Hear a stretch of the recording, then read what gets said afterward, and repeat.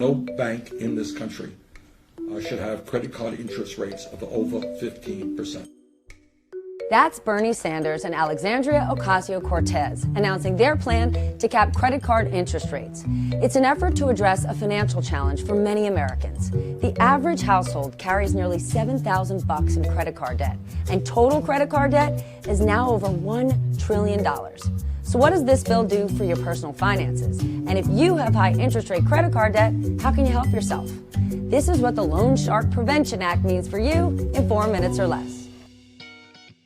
If passed, the law would create a federal cap of 15% on credit card interest rates. Right now, the average rate is 17.73%. That's the highest since creditcards.com began tracking interest rates in 2007. Retail credit cards can be 5 points higher on average.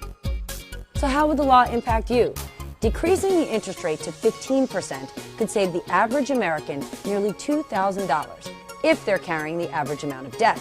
And the decreased rate would reduce the amount of time you have to pay it off. Now, some critics claim forcing credit card companies to reduce their maximum interest rates would slash bank profits, leading the companies to reduce credit card rewards or create higher annual fees, or even create new types of fees. So on balance, the proposal may or may not be good for your wallet.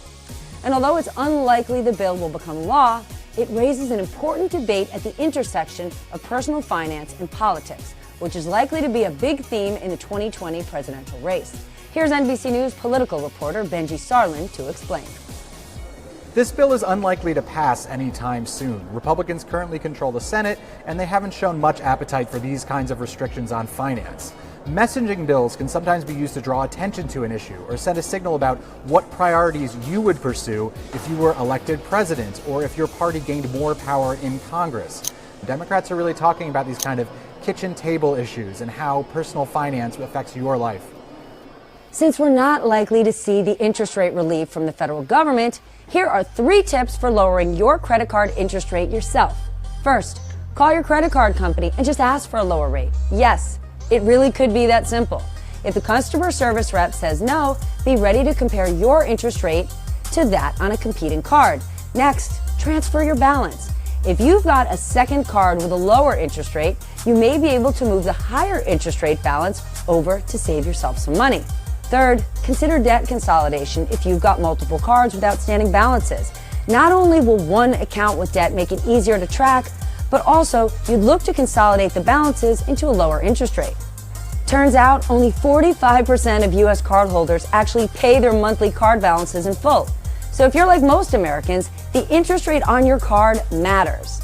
Now, regardless of the federal law, take your personal finances into your own hands and seek out a lower credit card interest rate today.